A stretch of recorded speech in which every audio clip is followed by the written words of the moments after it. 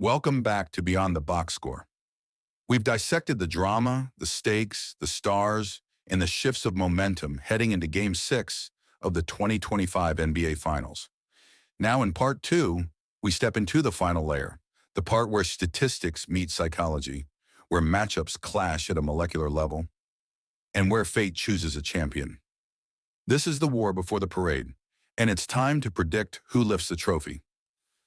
Let's start by breaking down the critical adjustments and matchup intricacies that will define Game 6.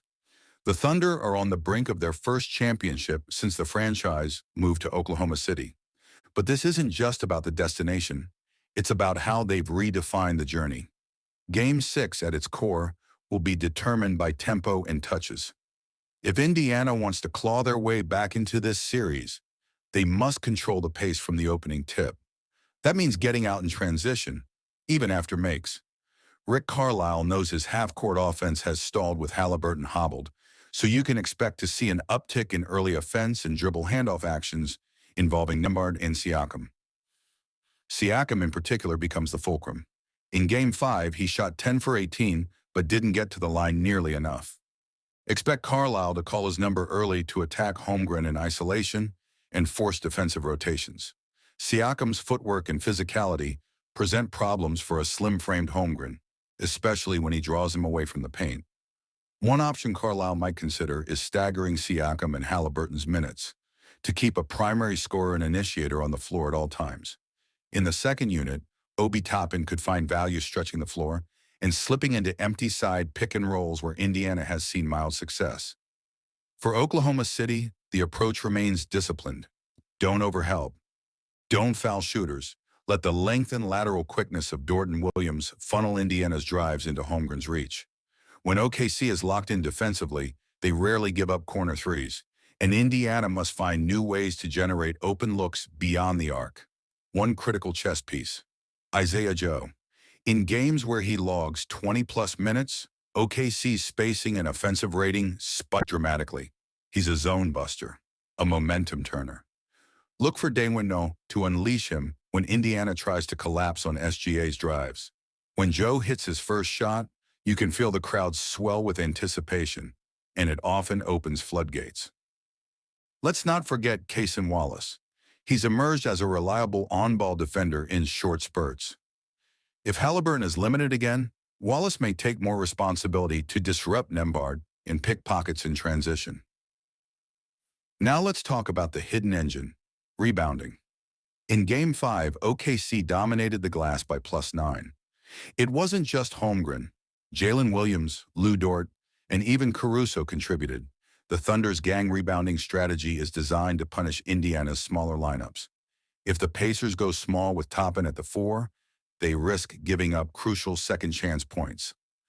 On the flip side, if Carlisle reintroduces Isaiah Jackson for energy minutes, he'll need to limit fouls. Jackson is explosive but undisciplined, and OKC's ball movement thrives on exploiting aggressive closeouts. With Jackson in, expect OKC to test his lateral movement with flare screens and short roll actions. Let's turn to the numbers. According to advanced prediction models from ESPN and 538, OKC now holds a 72% probability to win the series. Betting markets reflect that. Futures odds have shifted dramatically. Before Game 5, the Thunder were slight underdogs to win the title. Now, they're 240 favorites. Injury updates are pivotal. Tyrese Haliburton remains on the injury report as questionable with calf tightness. His minutes are being managed, and several sources, including Sportskeeda and Fox Sports, confirm he's unlikely to exceed 30 minutes unless the game goes to overtime. The explosive shift we once saw from Haliburton is diminished. Expect Nembhard and McConnell to absorb ball-handling duties. Haliburton's limited movement has not only affected his playmaking, but has given OKC's defense license to switch more aggressively on the perimeter. For OKC, no significant injuries have emerged. Holmgren has shown remarkable durability considering the heavy workload. The only caution flag is Lou Dort's shoulder, which he appeared to tweak late in Game 5, but he's been cleared for Game 6 and participated fully in practice. Let's zero in on the final stretch. If Indiana is going to win Game 6, they need a heroic effort from the supporting cast. That means 20-plus points from Benedict Mathurin, 15-plus from Nembhard with 7-plus assists, at least 10 threes as a team at 40% or better, Siakam to dominate mismatches in the post, and they absolutely must keep SGA under 30. Aim, tall order. The Thunder, they need consistency. Don't deviate from what's worked. Don't chase the knockout punch. Trust the defense. Trust Jalen Williams' aggressiveness and trust Shai's pacing. Keep feeding Holmgren on the short roll and allow him to read the defense, whether it's a floater, a kickout, or a lob pass. And then there's the X factor, Caruso. Every time the Pacers get a run going, Caruso makes a deflection, draws a charge, or buries a momentum-killing three. He's been here. He's felt the pressure. His experience is a shield. He doesn't need volume to impact the game. He thrives in moments of chaos. Expect OKC to deploy a short rotation. Dano knows the prize is near. Joe, Caruso, Jalen Williams. Only trusted hands will see the floor. Don't be surprised if he leans heavily on his starters, trusting their conditioning. Watch for staggered shifts where Shai and Jalen never sit at the same time. And the crowd? It's Indiana. It will be deafening.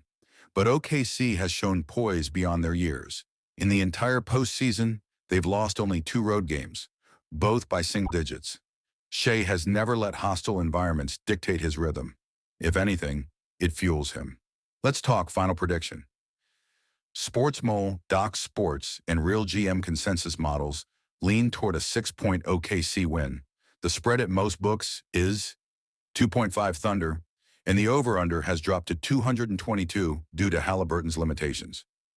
DraftKings and OddsShark are seeing heavy action on the Thunder moneyline, with 68% of public bets siding with OKC. Here's what we're calling. Final score prediction. Oklahoma City Thunder 108, Indiana Pacers 101. Shai Gilgeous-Alexander puts up 32 points, 8 assists, 6 rebounds. Jalen Williams adds 24 on 11 of 17 shooting. Chet Holmgren posts 14 points, 10 rebounds, and 4 blocks. For Indiana. Siakam gives 26, Mathurin adds 18, but Haliburton struggles again with just 9 points on limited attempts. Nembhard has a solid night with 12 and 7, but Indiana's bench is outscored by 15. And with that, the Oklahoma City Thunder are your 2025 NBA champions, the youngest core to win a title in decades, a defensive juggernaut, a culture built on patience, vision, and belief. From near lottery irrelevance 3 seasons ago to the mountaintop, the Thunder have arrived. This is not just a win, it's a legacy being born. This isn't a fluke, it's a blueprint. Thank you for watching Beyond the Box Score. Don't forget to like, comment, and subscribe for our full off-season breakdowns, free agency previews, and draft insights coming up. Until then, celebrate greatness. And never stop reading between the lines.